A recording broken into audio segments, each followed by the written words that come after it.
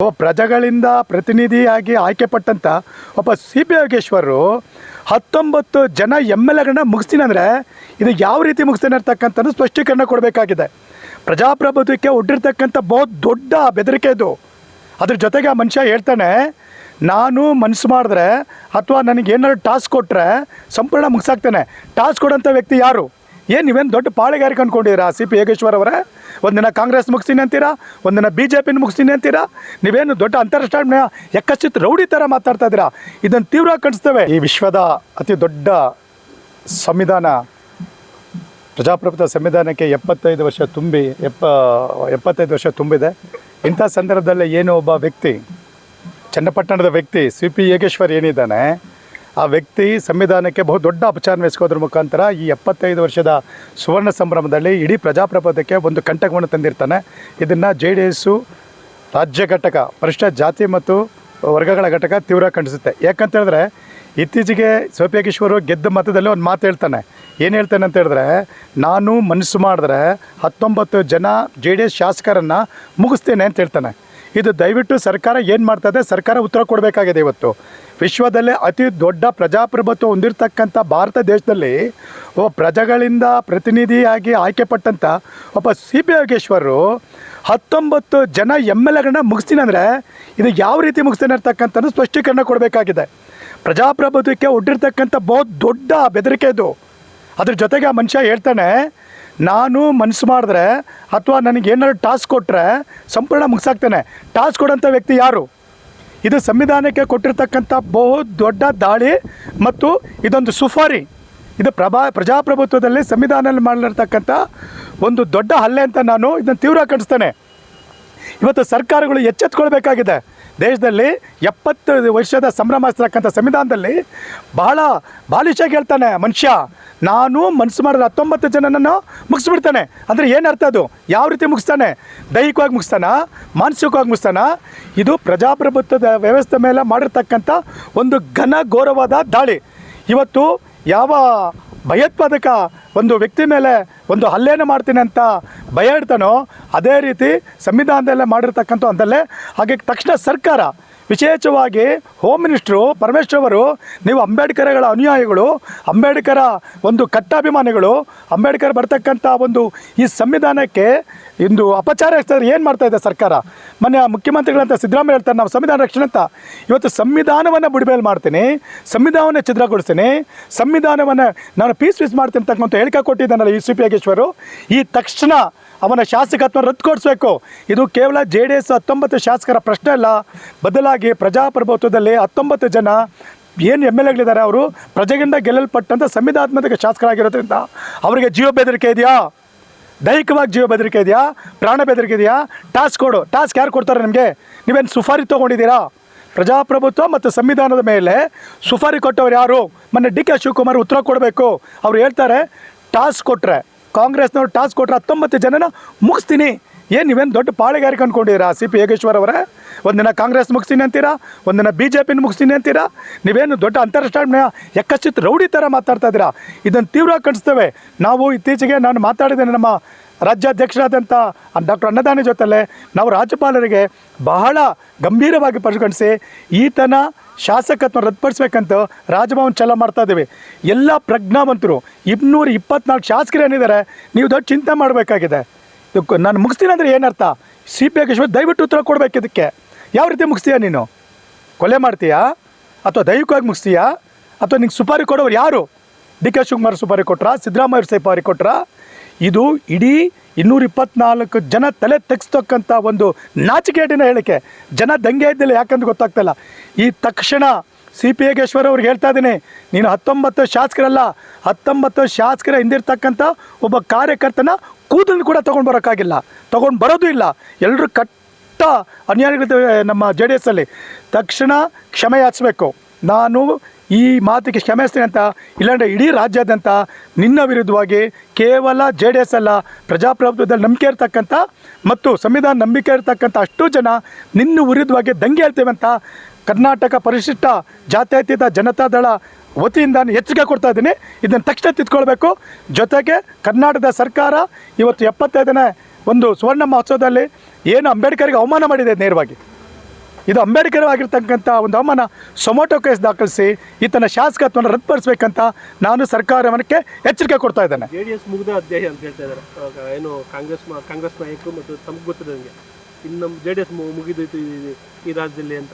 ನೋಡಿ ದೇವೇಗೌಡರ ಆಟ ಏನು ನಡೆಯಲ್ಲ ಅಂತ. ನೋಡಿ JDS ಅವರ ಆಟನ ಮುಗಿಯೋಕೆ ಸಾಕೋದಿಲ್ಲ. JDS ಇರ್ತಕ್ಕಂಥವ್ರು ಎಲ್ಲರೂ ಕೂಡ ರೈತರ ಮಕ್ಕಳು. ಈ ಭೂಮಿ ಮೇಲೆ ಎಲ್ಲಿವರೆಗೂ ಭತ್ತ ಬೆಳಿತಾನೆ ರೈತ, ಎಲ್ಲಿವರೆಗೂ ರಾಗಿ ಬೆಳಿತಾನಕ್ಕೆ ಆ ತನಕ JDS ಇದ್ದೇ ಇರುತ್ತೆ. ಇಂಥ ಸೋಲುಗಳನ್ನ ದೇವೇಗೌಡರ ಕುಟುಂಬ ಜಾತ್ಯತೀತ ಜನತಾಳ ಈ ಹಿಂದೆನೂ ನೋಡಿದ್ದೇವೆ. ಈ ಸೋಲುಗಳಿಗೆ ನಾವು ಯಾವತ್ತೂ ಕೂಡ ಎದುರವರಲ್ಲ. ಸಾವಿರ ಸಾರಿ ಸೋತ್ರನ ಕೂಡ ಜನ ಮಧ್ಯೆ ಇರ್ತೀವಿ, ಜನಗಳಿಗೋಸ್ಕರ ದುಡಿತೀವಿ. ಇನ್ನು ಮುಂದಿನ ದಿನಗಳಲ್ಲಿ ನಮ್ಮ ನಾಯಕರಾದಂಥ ನಮ್ಮ ಚೀಫ್ ಕಮಾಂಡರ್ ಅಂತ ನಿಖಿಲ್ ಕುಮಾರಸ್ವಾಮಿ ಅವರ ನೇತೃತ್ವದಲ್ಲಿ ಇಡೀ ರಾಜ್ಯಾದ್ಯಂತ ಪ್ರವಾಸ ಮಾಡಿ ಎಲ್ಲಿ ಸೋತು ಅಲ್ಲಿ ಗೆಲ್ತೀವಿ. ಇದು ಯಾವತ್ತೂ ಮುಗಿಯದ ಅಧ್ಯಯನ. ದೇವೇಗೌಡರು ಕಟ್ಟಿರ್ತಕ್ಕಂಥ ಪಾರ್ಟಿ ಸದಾ ಶಾಶ್ವತವಾಗಿರುತ್ತೆ. ಇದು ಮುಗಿಸೋದಕ್ಕೆ ಯಾರಿಂದನೂ ಸಾಧ್ಯ ಇಲ್ಲ. ನಾವು ಕೂಡ ಚನ್ನಪಟ್ಟಣದಲ್ಲಿ ಕೆಲಸ ಮಾಡಿದ್ವಿ. ಎಲ್ಲ ಒಂದು ಕಡೆ ಬಹಳ ಹೀನಾಯಾಗ ಒಂದು ಸೋಲನ್ನು ಕಡಬೇಕಾಯ್ತು. ಏನು ಸರ್ ಮುಖ್ಯ ಅಂತ ಇದರಲ್ಲಿ? ಈ ಸೋಲು ಹೀನ ಏನಿಲ್ಲ, ಇದು ಸೋಲಂತ ನಾನಂತೂ ವೈಯಕ್ತಿಕವಾಗಿ ಒಪ್ಕೊಳ್ಳೋದಿಲ್ಲ. ಇದು ನಮ್ಮ ಚೀಫ್ ಕಮಾಂಡರ್ ಅಂತ ನಿಖಿಲ್ ಕುಮಾರಸ್ವಾಮಿ ಅವರು ತ್ಯಾಗ ಮಾಡಿರ್ತಕ್ಕಂಥ ಒಂದು ಸಂದರ್ಭ. ನಾವು ರಣನೀತಿಗಳನ್ನು ನೋಡ್ಕೊಳ್ಳಿ. ನೀವು ಯುದ್ಧಗಳಲ್ಲಿ ನೋಡಿ, 100 ಸೈನಿಕರು ಒಬ್ಬ ಕಮಾಂಡರ್ನ ಕಾಪಾಡ್ತಾರೆ. ಅದು ಸೈನ್ಯದ ಒಂದು ಸಮರದ ಒಂದು ನೀತಿ.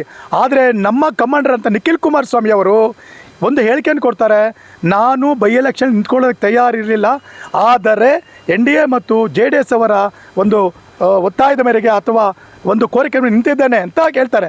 ಎರಡನೇದಾಗಿ ಪತ್ರಕರ್ತರು ಕೇಳ್ತಾರೆ, ಯಾತಕ್ಕೆ ನೀವು ಕಾರ್ಯಕರ್ತರನ್ನ ನಿಲ್ಲಿಸ್ತಿಲ್ಲ, ನೀವ್ಯಾಕೆ ನಿಂತ್ಕೊಡ್ರಿ ಅಂತ ಹೇಳಿದಾಗ ಮೊನ್ನೆ ನಿಖಿಲ್ ಕುಮಾರಸ್ವಾಮಿ ಹೇಳ್ತಾರೆ, ನಾನು ಕಾರ್ಯಕರ್ತನ ಬಲಿ ಕೊಟ್ಟು ನಾನು ಹೋಗೋದು ಸಿದ್ಧ ಇಲ್ಲ ಅಂತೇಳಿ. ಇದರ ಅರ್ಥ ಇಷ್ಟೇ, ಒಬ್ಬ ಕಮಾಂಡೆಂಟ್ರಿಗಂತ 100 ಜನ ಸೈನಿಕರು ಸೋಲ್ಬೋದು. ಯುದ್ಧದಲ್ಲಿ 100 ಜನ ಸೈನಿಕರು ಒಬ್ಬ ಕಮಾಂಡೆಂಟ್ ವಿರುದ್ಧ ಹೋರಾಟ ಮಾಡ್ತಾರೆ. ಆದರೆ ನನ್ನ ಕಮಾಂಡೆಂಟ್, ನನ್ನ ನಿಖಿಲ್ ಕುಮಾರಸ್ವಾಮಿ, ನಮ್ಮ ಜಾತ್ಯತೀತ ಜನದಳ ನಿಖಿಲ್ ಕುಮಾರಸ್ವಾಮಿ ಯಾವುದೇ ಸೈನಿಕರನ್ನು ಬಲಿಯಾಗಿ ಕೊಡಲಿಲ್ಲ, ಬದಲಿಗೆ ಸೈನಿಕರ ಕಾಸು ತಾನೇ ಬಲಿಯಾಗಿದ್ದಾರೆ. ಇದು ಸೋಲಲ್ಲ, ಇದು ತ್ಯಾಗ. ಇದು NDA ಮತ್ತು ಜಾತ್ಯತೀತ ಜನತಾಳಕ್ಕೆ ಕೊಟ್ಟಿರ್ತಕ್ಕಂಥ ಓಟ್ ತ್ಯಾಗ ಅಂತ ಹೇಳಕ್ಕೆ ಬಯಸ್ತೇನೆ ನಾನು. ಕುಟುಂಬ ರಾಜಕಾರಣದಿಂದ ಸೋಲಾಯಿತು ಅಂತ ಹೇಳಿ ಸಾಕಷ್ಟು ಜನ ಹೇಳ್ತಾ ಇರುತ್ತೆ. ಮತ್ತು JDS ಅಲ್ಲಿ ಕುಟುಂಬ ರಾಜಕಾರಣ ಇದೆ ಇವತ್ತಿಗೂ. ಅದ್ರ ನಿಟ್ಟಿನಲ್ಲಿ ಖಂಡಿತ ಯಾವುದೇ ಕಾರಣಕ್ಕೂ ಕುಟುಂಬದ ರಾಜಕಾರಣ ಇಲ್ಲ. JDS ಅಲ್ಲಿ ಇರ್ತಕ್ಕಂಥ ಅಷ್ಟು ಜನ ನಾವು ದೇವೇಗೌಡರು ಕುಟುಂಬದವರೇ. 19 ಶಾಸಕರೆಲ್ಲ ದೇವೇಗೌಡರ ಮೊಮ್ಮಕ್ಕಳ, ದೇವೇಗೌಡರ ಜ್ಞಾತಿಗಳ. ಅಲ್ಲಿ ಏನಾಗಿತ್ತಂದರೆ ಮೊನ್ನೆ ನಿಖಿಲ್ ಕುಮಾರಸ್ವಾಮಿ, ನಮ್ಮ ಚೀಫ್ ಕಮಾಂಡೆಂಟ್ ಅಂತ ನಿಖಿಲ್ ಕುಮಾರಸ್ವಾಮಿ ಅವರು ಭಾಳ ಪ್ರಾಮಾಣಿಕವಾಗಿ ಅಂದಿನ ಸಭೆಯಲ್ಲಿ ಹೇಳ್ತಾರೆ, ನಾನು ಯಾವುದೇ ಕಾರಣಕ್ಕೂ ನಾನು ಕಾರ್ಯಕರ್ತರು ನಿಲ್ಲಿಸಿ ಗೆಲ್ಲಿಸ್ತೇನೆ ಅಂತ ಹೇಳ್ತಾರೆ. ಆದರೆ ಅಲ್ಲಿರ್ತಕ್ಕಂಥ NDA ನಾಯಕರು ಮತ್ತು ಇನ್ನೂ ಅನೇಕ ನಾಯಕರು, ಇಲ್ಲ ನೀನು ಸೂಕ್ತವಾದ ವ್ಯಕ್ತಿ ಅಂತ ಹೇಳಿದ್ಮೇಲೆ ತಲೆಬಾಗಿ ಸೋತ್ರನ ಚಿಂತೆ ಇಲ್ಲ, ಪಕ್ಷದ ಉಳಿವಾಗಿ NDA ಉಳಿವಾಗಿ ನಾನು ರಣರಂಗಕ್ಕೆ ಹೋಗ್ತೇನೆ ಅಂತೇಳಿ ತ್ಯಾಗ ಮಾಡಿದರೆ ಸೋಲಿಲ್ಲ, ಸೋಲೋದು ಇಲ್ಲ ಅಂತ ನಾಯಕರು. ಮುಂದೆ ಆನೇಕಲ್ ತಾಲೂಕಿನಲ್ಲಿ ಈಗ ಏನು JDS ನೆಲ ಕಚ್ಚಿರೋ ತಮಗೂ ಗೊತ್ತಿರೋ ವಿಚಾರ ಸರ್. ಮುಂದೆ ಯಾವ ರೀತಿ ಪಕ್ಷ ಸಂಘಟನೆ ಮಾಡ್ತೀವಿ ತಾವು ರಾಜ್ಯ ನಾಯಕರಾಗಿ? ಈಗ ಆನೇಕಲ್ ತಾಲೂಕು ಮುಂಬರುವ ಪುರಸಭೆಗಳಲ್ಲಾಗಿರ್ಬೋದು, ಜಿಲ್ಲಾ ಪಂಚಾಯತಿಗಳಲ್ಲೂ, ತಾಲೂಕು ಪಂಚಾಯತಿಗಳಲ್ಲಿ ಖಂಡಿತವಾಗಲೂ ಈಗಾಗಲೇ ನಮಗೆ ಶಕ್ತಿ ತುಂಬಿರ್ತಕ್ಕಂಥ NDA ಏನಿದೆ, NDA ಜೊತೆ ಕೂಡ ನಮ್ಮ ನಾಯಕರುಗಳು, ಅನೇಕ ನಾಯಕರುಗಳಿದ್ದಾರೆ. ನಮ್ಮ NDA ನಾಯಕರುಗಳಿದ್ದಾರೆ, JDS ನಮ್ಮ ನಾಯಕರುಗಳಿದ್ದಾರೆ. ನಾವೆಲ್ಲ ಒಗ್ಗೂಡಿ ಮುಂದಿನ ಜಿಲ್ಲಾ ಪಂಚಾಯತ್ ಮತ್ತು ತಾಲೂಕು ಪಂಚಾಯತ್ ಚುನಾವಣೆಗಳಲ್ಲಿ ಖಂಡಿತವಾಗಲೂ ಕಾಂಗ್ರೆಸ್ನಲ್ಲಿ ಬುಡಬೇಲ್ ಮಾಡಿ NDA ಸರ್ಕಾರ ಬರ್ತೇವೆ, ತಾಲೂಕಲ್ಲಿ NDAನ ಗಟ್ಟಿಗೊಳಿಸ್ತೇವೆ. JDS ಈಗ ಅಸಮಾಧಾನ ಜಾಸ್ತಿ ಆಗಿದೆ ಸರ್. ಯಾಕಂದರೆ ಈಗ ದೇವೇಗೌಡರು ಇರ್ಬೋದು, ಸಾಕಷ್ಟು ಜನ ವಿರೋಧ, ತಮಗೂ ಗೊತ್ತು, ಕ್ಯಾನ್ವಾಸ್ ಕೂಡ ಬಂದಿಲ್ಲ, ಇವತ್ತು ವಿರೋಧ ಆಗ್ತಾ ಇದೆ. ಮುಂದೆ ಪಕ್ಷ ಸಂಘಟನೆ ಯಾವ ರೀತಿ ಇರ್ತದೆ ಸರ್ ರಾಜ್ಯದಲ್ಲಿ? ನೋಡಿ, ಒಂದು ಪಕ್ಷದಲ್ಲಿ ಈ JDS ಪಕ್ಷ, ದೇವೇಗೌಡರು ಅವರು ಮಹಾನ್ ಮೇಧಾವಿ, ಒಂದು ಸಾಮಾಜಿಕ ವಿಜ್ಞಾನಿ, ಒಂದು ರಾಜಕೀಯ ಮಹಾನ್ ಮೇಧಾವಿ. ಇಲ್ಲಿ GT ದೇವೇಗೌಡರು ಯಾಕೆ ಬಂದಿಲ್ಲ ಅಂದರೆ ಒಂದು ಸಂಪರ್ಕ ಇಲ್ಲ. GT ದೇವೇಗೌಡರು ಕರೆದಿಲ್ಲ ಅಂತ ಹೇಳ್ತಾರೆ, ದೇವೇಗೌಡರು ಕರೆದಿದ್ರು. ಇದೆಲ್ಲ ದೊಡ್ಡವರು ಅದೆಲ್ಲ ಎಷ್ಟು ಮಾಡ್ತಾರೆ. ಇಲ್ಲಿ ಯಾರಿಗೂ ಕೂಡ ಯಾವುದೇ ರೀತಿಯಾದಂಥ ಒಂದು ಮಿಸ್ಅಂಡರ್ಸ್ಟ್ಯಾಂಡಿಂಗ್ ಆಗಲಿ, ಅಸಮಾಧಾನವಾಗಿಲ್ಲ. ಇಂಥ ಅಸಮಾಧಾನ ಮಾಡಿರ್ತಕ್ಕಂಥ, ದೂರ ಹೊರತಕ್ಕಂಥ ಅನೇಕ ನಾಯಕರು ಮತ್ತು JDSಗೆ ಬಂದಿರತಕ್ಕಂಥ ಅನೇಕ ಉದಾಹರಣೆ ಇದೆ.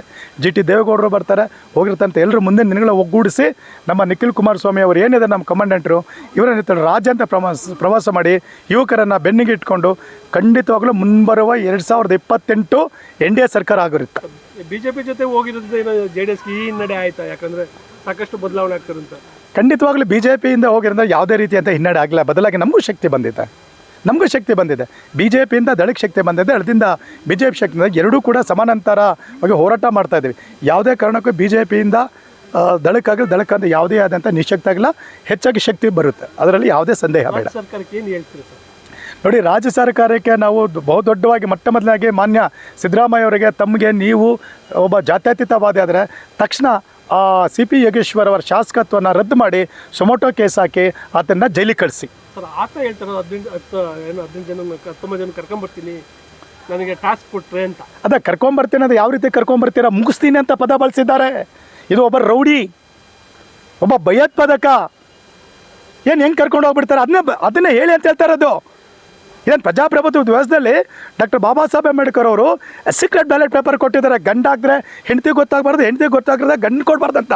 ಅಷ್ಟು ಸಾರ್ವಜನಿಕವಾಗಿ ನಾನು 19 ಜನ ಕರ್ಕೊಂಬರ್ತೀನಿ ಅಂದರೆ ಯಾವ ರೀತಿ ಕರ್ಕೊಂಬರ್ತಾನೆ? ಬಲವಂತ ಕರ್ಕೊಂಬರ್ತಾನ, ಎತ್ತಾಕೊಂಡು ಬರ್ತಾನ, ಕಿಡ್ನಾಪ್ ಮಾಡ್ಕೊಂಡು ಕರ್ಕೊಂಬರ್ತಾನ? ಇದನ್ನು ಬಯಲ್ಪಡಿಸಿ ನಾನು ಹೇಳ್ತಾ ಇದ್ದೀನಿ. ಕರ್ಕೊಂಬರ್ತಾನೆ ಅಂದರೆ ಏನು ಕರ್ಕೊಂಬರ್ತಾನೆ ಅವನು? ದಯವಿಟ್ಟು ಇದನ್ನ ಬಹಿರಂಗಪಡಿಸ್ಬೇಕು ಸಿ ಪಿ ಯೋಗೇಶ್ವರು. ಇಲ್ಲಾಂದ್ರೆ ಕಾಂಗ್ರೆಸ್ ಅವರನ್ನ ತೆಗೆದು ಆಚೆ ಕಳಿಸಿ.